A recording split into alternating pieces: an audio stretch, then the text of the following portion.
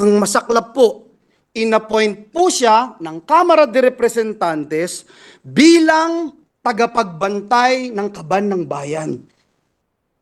Si Dracula, inappoint mo bilang tagapagbantay ng blood bank ng bayan. Wow, Mr. President. Kailan sa kasaysayan ng bayan natin nangyari ang ganitong pagkakataon? Na isang big-time contractor ang hahawak sa kaban ng bayan. Only in the Philippines, Mr. President. Our distinguished Majority Floor Leader, no other than Senator Joel Villanueva of Bulacan and the Republic of the Philippines is recognized to deliver his privileged speech. Thank you very much, Mr. President, distinguished colleagues. Mr. President, in Ecclesiastes chapter 1, chapter 3, verse 1, and 7, verse 8, it says, "There is time for everything, and a season for every activity under the heavens, a time to tear and a time to mend, a time to be silent and a time to speak, a time to love and a time to hate, a time for war and a time for peace." Mr. President, I rise on a matter of personal and collective privilege. And let me also begin by quoting Proverbs chapter 22, verse 1. It says there, "A good name is to be chosen than great riches."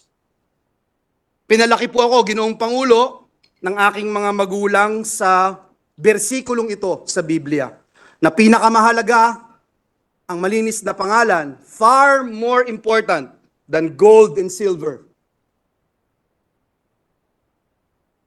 Napakahalaga na maintindihan na ang pagkakasala sa Diyos ay mas masahol pa sa kahit anong kasalanang pwede mong magawa sa iyong kapwa-tao.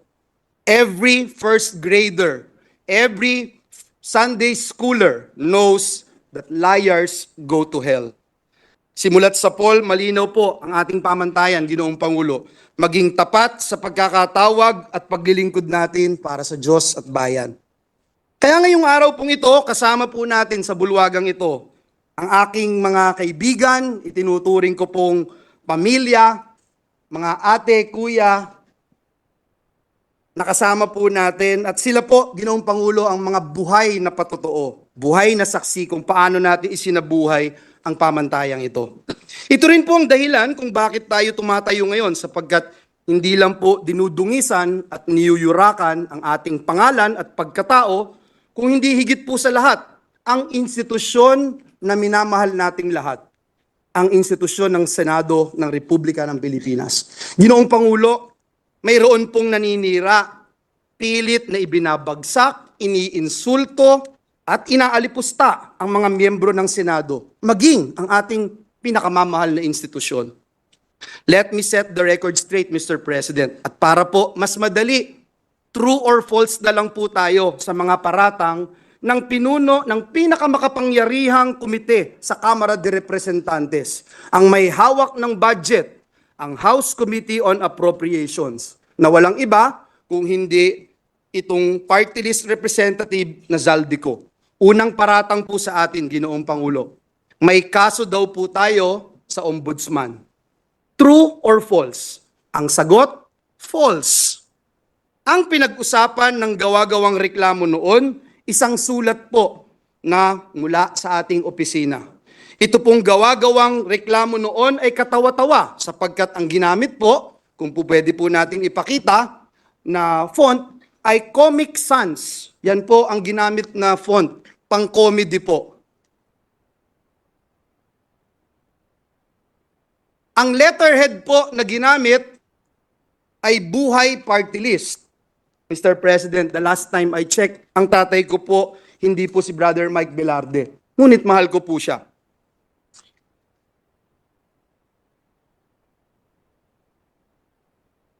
Mismong NBI din po ay nag-certify.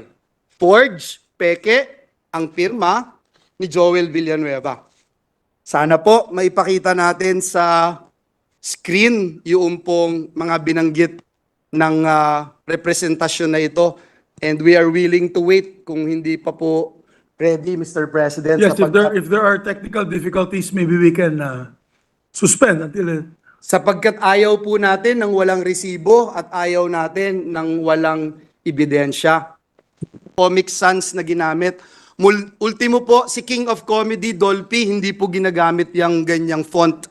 At higit sa lahat, sana po makita natin yung dun sa taas, representative daw po ako ng Buhay Party List, Mr. President.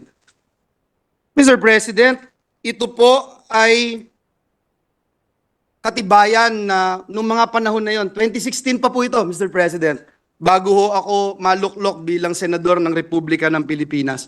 Pine-persecute na po tayo, pinararatangan, pero tapos na po ang laban.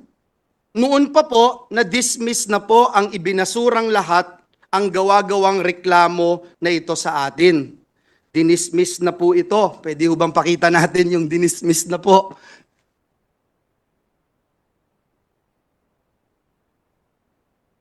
Mr. President, 2019 pa po, dinismiss na po ang kasong ito na ipinaparatang sa atin. Noong 2016 po, Ginoong Pangulo, ayan po yung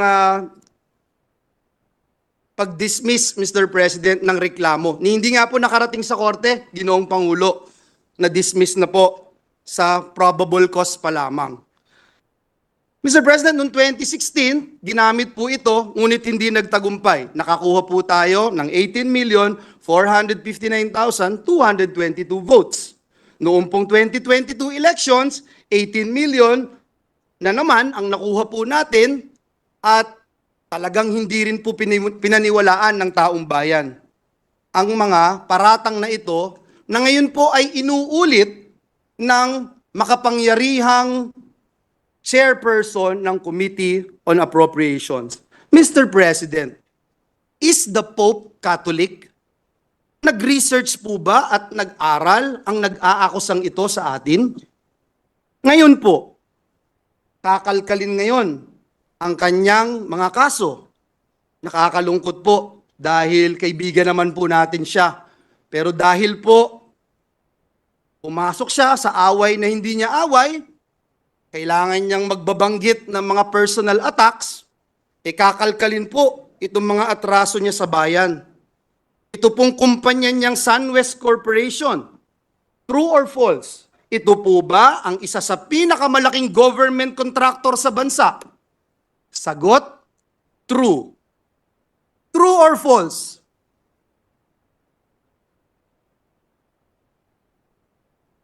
Ang korporasyon po ba niyang SunWest Corporation ay kasama dito sa kontrobersyal na Farmally case dito na inimbestigahan sa Senado na kasuhan ng Senado? The answer is true. Kasama din po ba ang kumpanya niya dito po sa kontrobersyal na DepEd laptop scam? Ang sagot po, true. Pinakakasuhan din po ng Senado ang kumpanyang ito. Napakadami pong BIR cases. Madali po maghanap, Mr. President.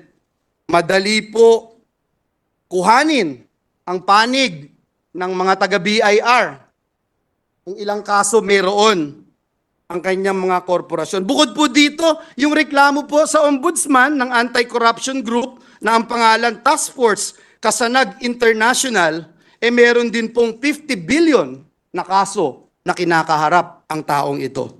Mr. President, kung maglalabas po kayo ng baho, Mr. President, dapat naman siguro maligo ka muna. Ang masaklap po, Ginoong Pangulo, sa kabila po ng track record na ito ni Mr. Zaldico, ang masaklap po, inappoint po siya ng Kamara de Representantes bilang tagapagbantay ng kaban ng bayan. Si Dracula, inappoint mo bilang tagapagbantay ng blood bank ng bayan. Wow, Mr. President. Kailan sa kasaysayan ng bayan natin nangyari ang ganitong pagkakataon na isang big-time contractor ang hahawak sa kaban ng bayan? Only in the Philippines, Mr. President. Mr. President, marami po akong pupwedeng sabihin, isa-isahin, pero hindi ko ho ngayon gustong pag-usapan ang napakarami yung kasong ito. Hindi ko po iisa-isahin. Hindi ko po pe-personalin. Marami pong panahon para sagutin itong mga ito. Pangalawang paratang sa atin, Mr. President. Minamaliit ko daw po, Mr. President. Minamaliit ni Joel Villanueva ang boto ng mga kongresista at party list. Sagot, true or false? False. Mr. President, utang ng buhay kong ito ang pagiging miyembro ng Kamara de Representantes. Paulit-ulit ko pong sinabi sa bulwagang ito, hindi ko mararating ang anumang tagumpay na narating ko sa buhay ko kung hindi po ako naging miyembro ng Kamara de Representantes. Marami po akong namimiss, Mr. President, na miyembro ng Kamara. Mahal na mahal natin. Si Representative Diggs Dilangalen, si Representative Raul Delmar, si Representative Roy Logoles, Tito Kaloy Padilla. Ang sarap pakinggan, Mr. President. Sa mga party list representatives, sila ka Eta Rosales, sila ka Saturo Campo, sila ka Crispin Beltran. Mr. President, naging bahagi sila ng aking buhay. Mamaliitin ko ba ang 3,872 votes na maging kongresista ng Batanes? Bakit ko po mamaliitin? Lagi ko nga pong sinasabi, dapat pakinggan ang bawat representative ng Pilipinas. Doon po sa interpellation namin, nandito po si Senator Bato, madali po niya ikukumpirma. Ano ba yung pinag-uusapan namin about votes? Ang topic po namin ay disenfranchisement. Ang binanggit po namin ay kung tayo po ay iluluklok ng taong bayan bilang senador, tayo po ay iluluklok ng taong bayan bilang party list representative o bilang district representative, may different roles po tayo. Ang disenfranchisement mangyayari kung bubuwagin ng Senado, kakapunin ng Senado, tinatanggalan natin ng karapatan yung mga nagluklok sa bawat miyembro ng Senado na naririto po ngayon. Mr. President, kailanman hindi natin kayang maliitin ang bawat miyembro ng Kamara de Representantes. Higit sa lahat, Mr. President, miyembro po ng Kamara at party list ang tatay ko na mas mahal ko pa kaysa sa buhay ko, Mr. President. And let the records bear that statement of this representation. Paano ko po mamaliitin ang Kamara? Ang tunay na issue, Mr. President, ay ito pong Peking People's Initiative. Dito po tayo mag-focus. Madali ho maghalit para sa akin. Madali po para magsisigaw ho dito dahil kakampi ko maraming senador eh. Madali po yun, Mr. President. Napakadali. Banggitin isa-isa itong kaso na ito. Ilang bilyong dito, ilang bilyon doon. Madali po sabihin, pero hindi po yun ang focus. Ang focus po natin, Mr. President, at hindi tayo dapat maging personal, ay banggitin natin itong bigger issue.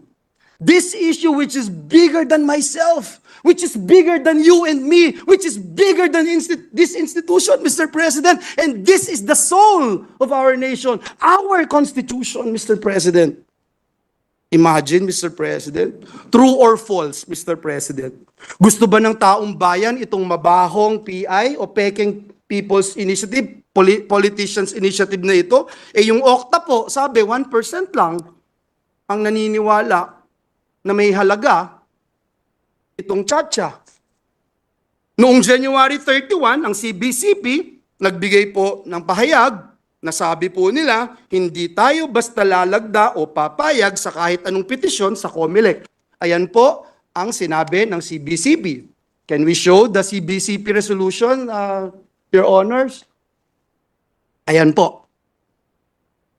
Noong pong isang linggo, February 11, ang Philippines for Jesus Movement ay naglabas po ng isang manifesto laban sa Peking People's Initiative.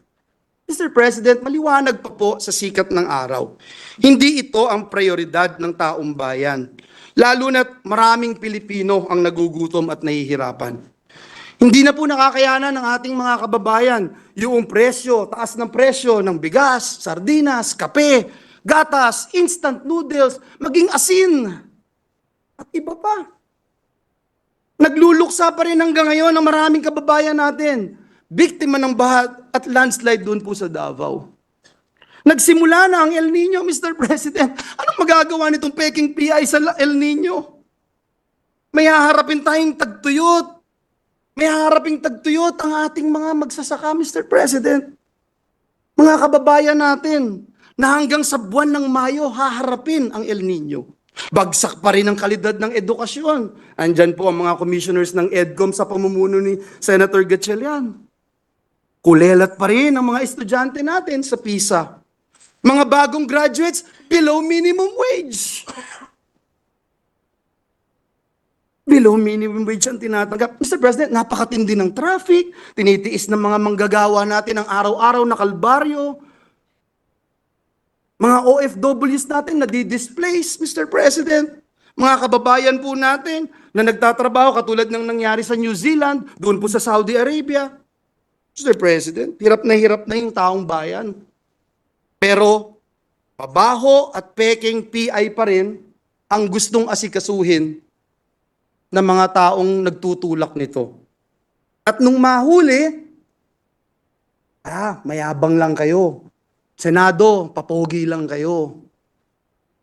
Senado, gawin nyo to, gawin nyo yan. Mr. President, ano ba talagang layunin ng mga taong nagsusulong ng Peking PI?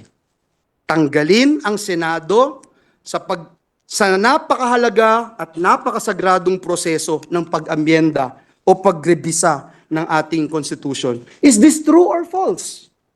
True, Mr. President, ang sagot. Iyan po ang nakalagay sa pinapipirmahan nila.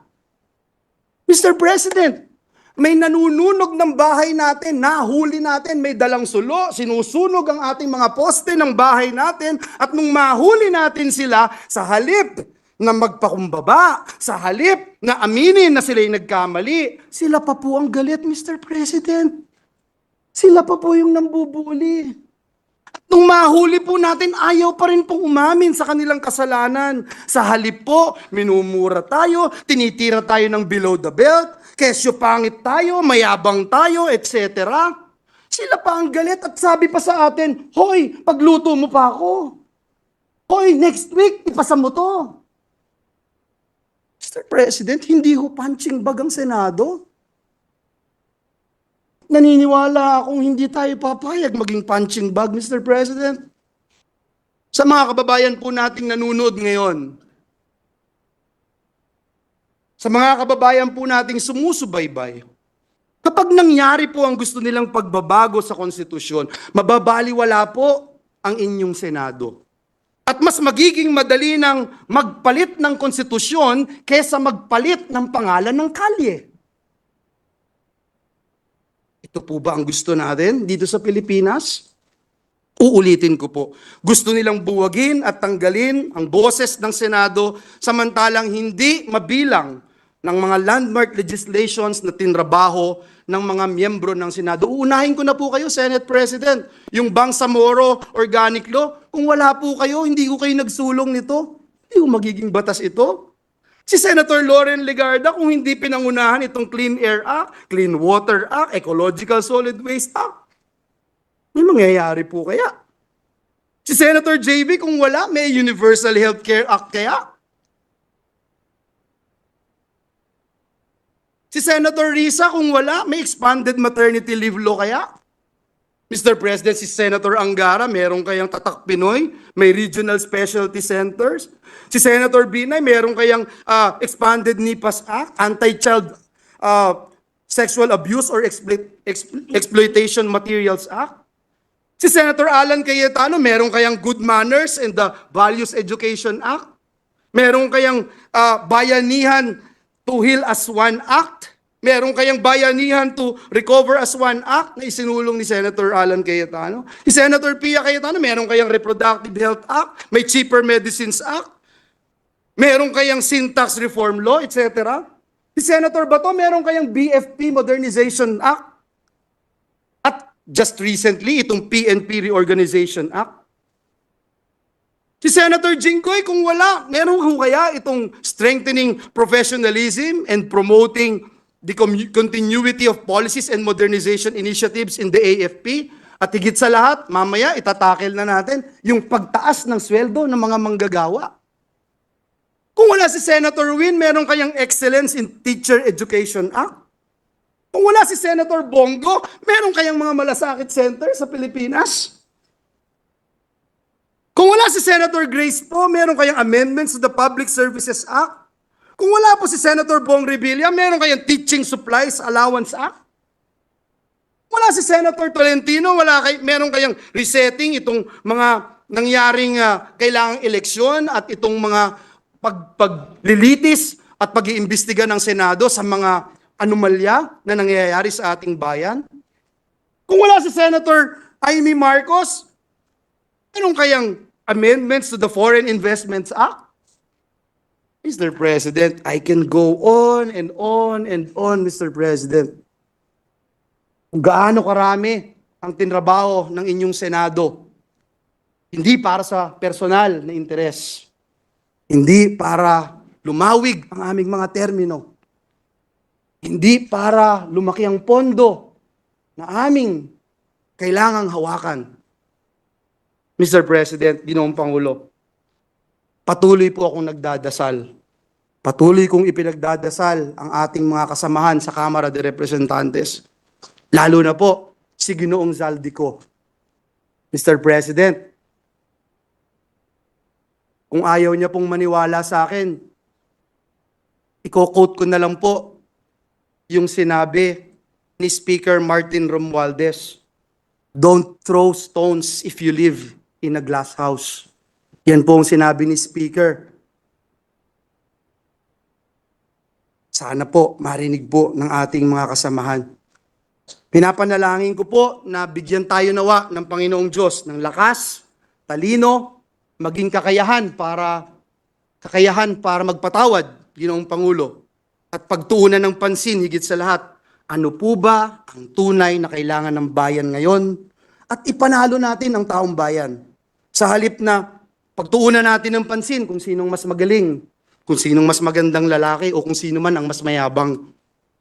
Hindi po ang mabaho at peking People's Politicians Initiative ang kailangan ni Juan de la Cruz.